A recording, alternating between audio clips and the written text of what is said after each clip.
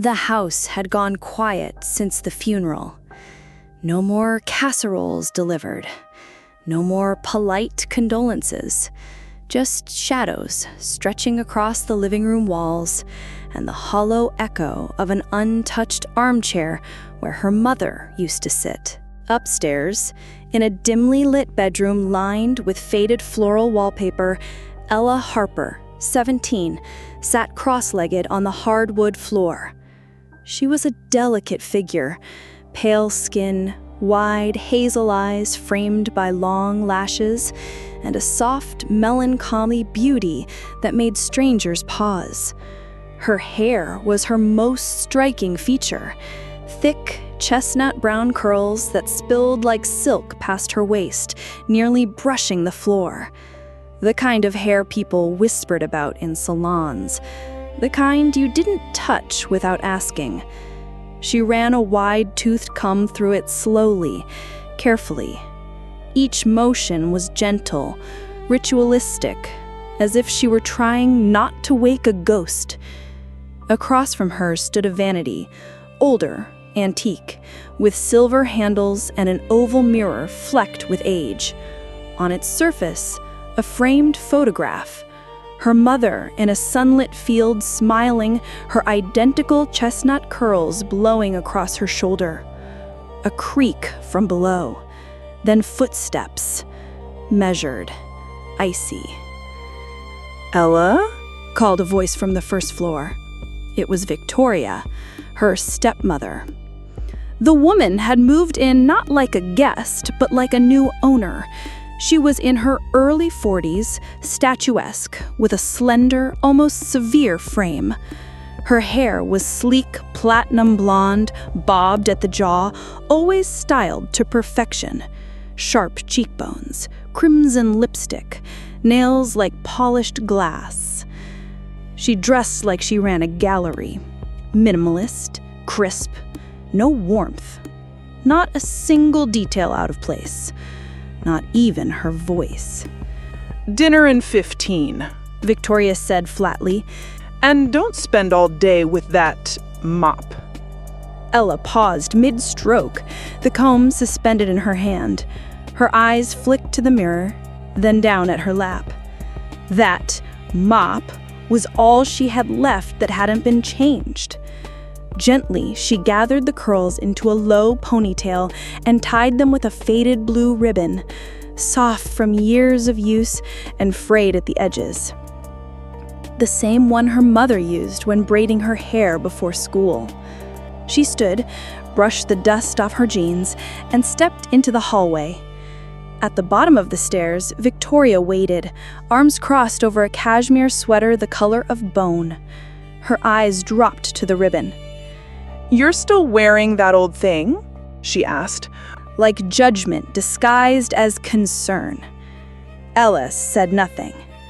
Victoria offered a smile that didn't touch her eyes. "We'll work on that." She turned, heels clicking rhythmically against the tile floor as she disappeared into the kitchen, each step like a countdown. It began with the mirror in Ella's bedroom. One afternoon, as she was brushing her hair, Victoria appeared in the doorway without knocking. She leaned against the frame, arms folded. "Still at it?" she asked. Ella glanced up through the mirror but didn't respond. Victoria walked in. Her heels clicked softly against the floorboards. She circled behind Ella like a designer inspecting fabric, eyes traveling from the girl's shoulders to the ends of her waist-length curls. "You know, at your age, girls get too attached to their image." Ella froze. Victoria turned and walked out. One evening at dinner, she set her fork down and asked casually, "Don't you think it's a bit much?" Ella looked up. "What is?" "Your hair. It's heavy, isn't it? Must take hours to manage." she sipped her wine. Your mother had the same obsession. Ella clenched her fork. Victoria's smile widened. You know, it's not healthy holding on to things that don't serve you anymore. Ella excused herself from the table. Upstairs, she sat in the dark, her hand resting on the blue ribbon in her hair. Autumn came in slowly, amber-like, bleeding through the curtains, wind rustling the dry hedges outside. Inside the house, control came faster and quieter. It started small. Her shampoo disappeared from the shower. In its place, a bottle labeled Clarifying Scalp Cleanser. Strong, clinical, with a sharp chemical scent.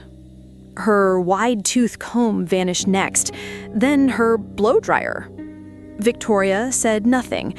She didn't need to. Every change felt like an accident, but together they were a pattern. One morning, Ella came downstairs with her hair in a long braid trailing over her shoulder. Victoria, seated at the dining table with her usual grapefruit and black coffee, raised an eyebrow. You look older with it like that. That's not a compliment. Ella sat down in silence. The braid itched at her neck. That weekend, Victoria announced she was cleaning out the attic.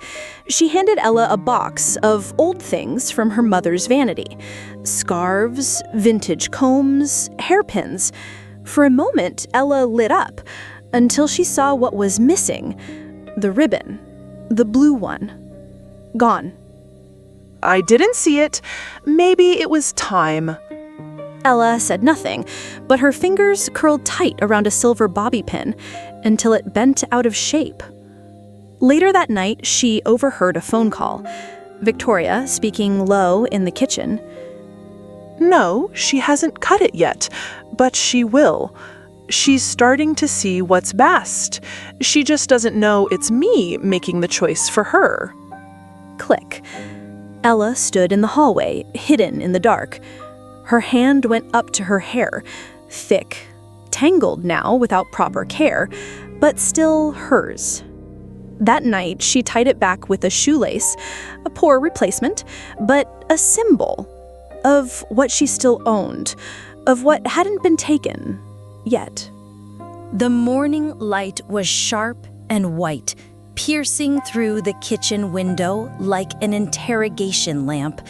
Ella poured herself cereal in silence. Victoria was already seated at the island counter, flipping through a home design catalog, perfectly composed in a slate gray blouse and pearl earrings. Sit, she said, without looking up. Ella hesitated, then obeyed. Victoria turned the page, then stopped. Slowly, she set the magazine aside and folded her hands. I scheduled you a salon appointment, she said casually. Ella blinked. For what? for a haircut. A beat of silence. I don't need one. Victoria looked her straight in the eye for the first time in days. You do. Desperately. Ella stiffened. I'm not cutting it. You are. No. Victoria stood and walked to the other side of the island, her heels clacking louder than usual, deliberate. She leaned in, voice low, almost sympathetic. Ella, you're clinging to something that's not here anymore. It's just hair. Hair that's dragging your mind backward. It's time you faced forward. It's mine. Ella replied, quietly. And you live under my roof. That landed. Ella looked away. I'm trying to help you. You're carrying your mother like a ghost on your back. That hair, She paused, her voice sharpening. is a shroud. You're not free. You're stuck. Ella's hands curled into fists in her lap. I can't make you. She said. Victoria raised an eyebrow. Sweetheart, I already am. She walked away, her heels fading up the staircase.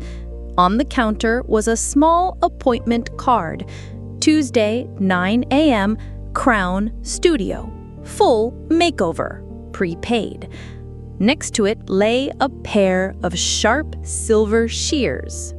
Ella stared at them, her breath shallow, a storm building in her chest. Tuesday, 8:57 a.m. The salon smelled of eucalyptus, heat tools, and faint anxiety. It was quiet, almost too quiet, save for the hum of fluorescent lights and a blow-dryer somewhere behind a frosted divider. Crown Studio looked more like a high-end spa than a place for trims. Marble countertops, velvet chairs, silver instruments laid out like surgical tools. Ella sat stiffly at the front desk, her fingers fidgeting in her lap. Her hoodie was zipped to her chin. Underneath it, her long braid was coiled into her back like a secret. A stylist approached. Tall, bleached buzz cut, polite smile. You're Ella, right? She nodded. Come on back, chair 3. Ella stood, her shoes barely making a sound as she followed down the hallway. Chair 3 sat directly under a spotlight. Chrome armrests, wide mirror. She avoided looking into it. Anything you'd like to do today? The stylist asked, unfolding a black cape. I'm not. Ella hesitated. I don't know if. Before she could finish, a voice called out from behind. She's here for a full reset, just like we discussed. Victoria, standing in the doorway, perfectly dressed, arms crossed, unblinking. The stylist nodded. Ah, got it. The cape fell across Ella's body like a net. She gripped the armrests. Let's start by brushing it out. The stylist said, gently lifting the end of her braid. Wow, this is really long. 10 years? Ella didn't answer. Her reflection met her own eyes, pale, uncertain, small under that halo of hair. Scissors appeared beside her head. Ready? She opened her mouth to say no, but Victoria took a step forward. Go ahead. She's ready. Ella shut her eyes. Snip. The braid fell. The stylist held it up like a trophy. Ella's chest tightened as the weight left her neck. It felt like breathing in reverse. The buzzing started. Clippers. Close. Loud. As her hair began to fall, lock by lock, Ella stared into the mirror, her face slowly emerging, exposed, bare, alone. That night, Ella sat in the bathtub fully clothed, knees pulled to her chest. Her scalp burned, raw from the razor finish. No hair, no warmth, no weight. Only cold porcelain beneath her. In the mirror above the sink, a face she didn't recognize stared back. Same eyes, same lips, but nothing else. She had always looked like her mother. Now she looked like no one. The door creaked open. Victoria stepped in, holding a folded towel. I brought you something warm, she said gently, placing it on the sink's edge. You'll get used to it. Ella didn't move. It's easier now, isn't it? Victoria added as she checked her lipstick in the mirror. No more knots, no more distractions. Ella's voice was barely a whisper. You said it would help me heal? Victoria nodded. And it will. But I didn't want this. Victoria turned to face her. You're not a child anymore, Ella. You need discipline, structure, simplicity. She walked toward the boar, then paused. Next week, we'll keep it shaved. Maintenance is everything. She left. Ella remained in the tub. Water dripped from the faucet. Steady. Soft. She reached up slowly, fingers brushing the smooth skin of her scalp. It wasn't just hair that had been taken. It was voice, consent, control. From the hallway, she heard Victoria speaking on the phone. Yes, she's adjusting. She looks so much cleaner now, so much more neutral. The word echoed. Neutral. Ella stood from the tub, shaking. She looked into the mirror once more. This time, she didn't cry. She reached for the towel, dried her face, and began to plan. Days passed. Ella stopped speaking unless spoken to. She drifted through the house like a shadow, head covered in a knit beanie that Victoria insisted was unnecessary. You don't have anything to hide anymore, she said one morning, tugging gently at the wool. Ella didn't flinch, but she didn't take it off either. Each evening, Ella retreated to her bedroom, door locked, lights off. She had found a pocket-sized voice recorder in one of her old drawers, a gift from her mother during her brief interest in journalism. Now she used it for something else. Click. Day 4. I woke up and forgot. Reached for a brush. There was nothing to brush. Click. Day 5. She said I looked clean. I don't feel clean. I feel erased. Click. Day 6. I remember when Mom used to braid my hair before school. She called it our quiet time. Ella kept recording.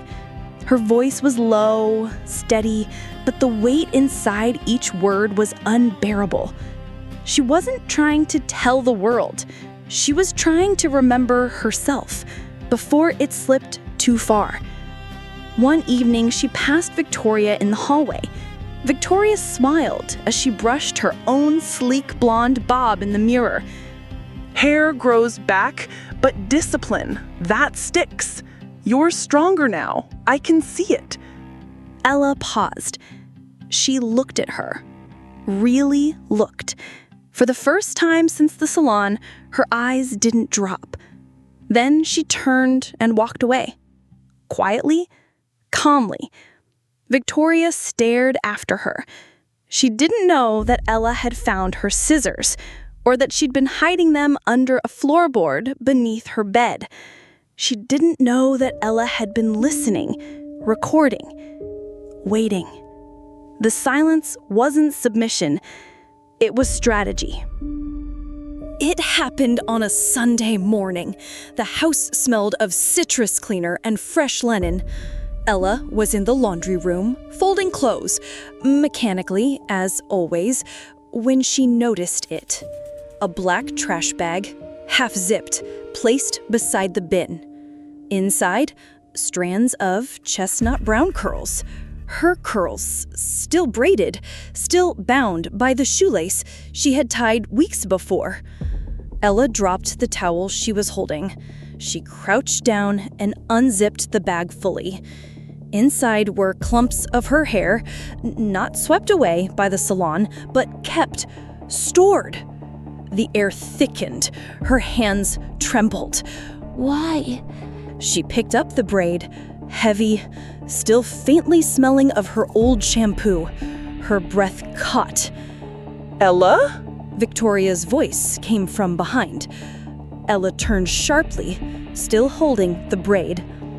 Victoria raised an eyebrow, then smiled, as if caught red-handed, but not ashamed. I couldn't throw it away. It was part of you.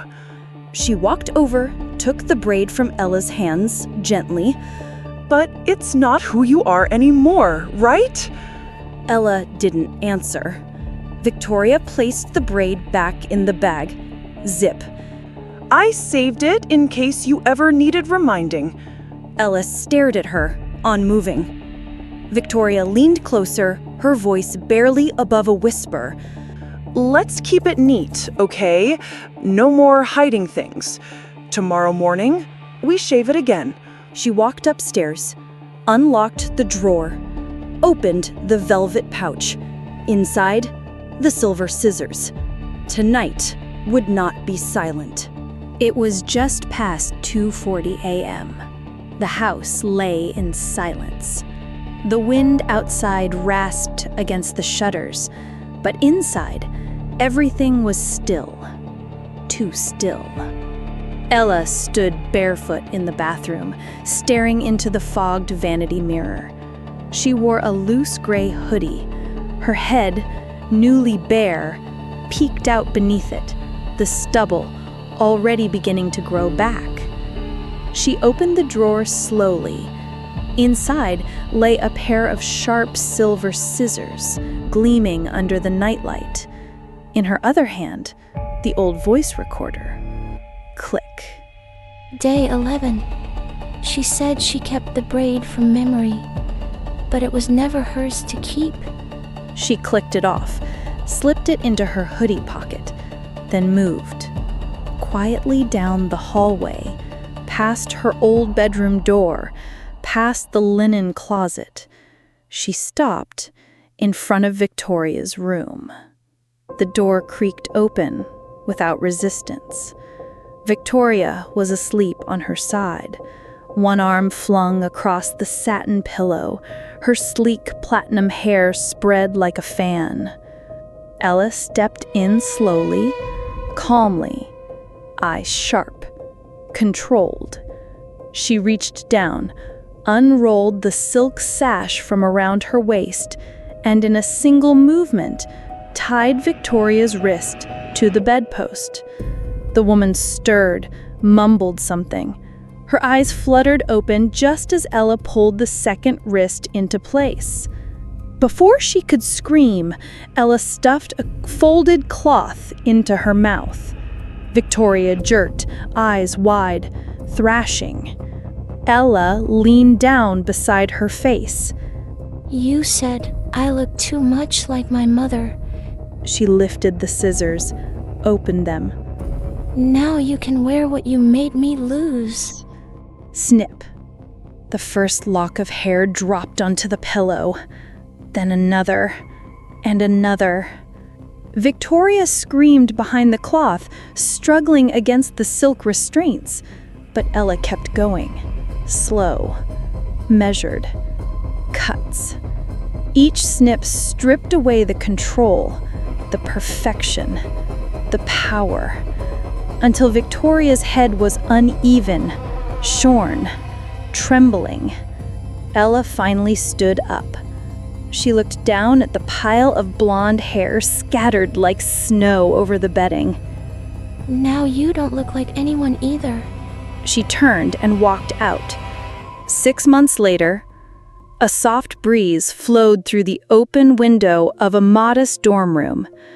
A string of postcards fluttered gently above a desk cluttered with books and herbal tea bags. There was no mirror, only a framed photograph taped to the wall. Ella and her mother, side by side in a wildflower field, their matching curls tangled in the wind. Seated at the desk, Ella clipped an audio recorder to her collar. Her hair had grown back, not long, not styled, but free. Natural waves framed her face. No more hiding, no more fixing. She pressed record. Day 183. My name is Ella Harper. I still wake up sometimes reaching for a ribbon that isn't there, but I don't feel the weight anymore.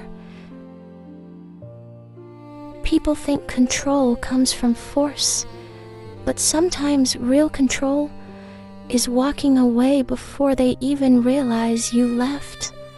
Her eyes drifted toward the window, where students passed by below. Messy hair, loud laughter, earbuds in.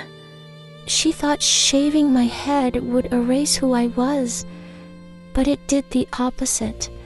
It showed me what had to grow, not just hair, but voice, will, self. She clicked off the recorder. She stood and walked to the mirror above the communal sink, not out of fear this time, but intention. She looked into her own eyes, held the gaze. Then, with a quiet smile, she reached up and tucked a strand of hair behind her ear, not because it was in the way, but because it was hers. Fade to black. Hair grows back, so does identity.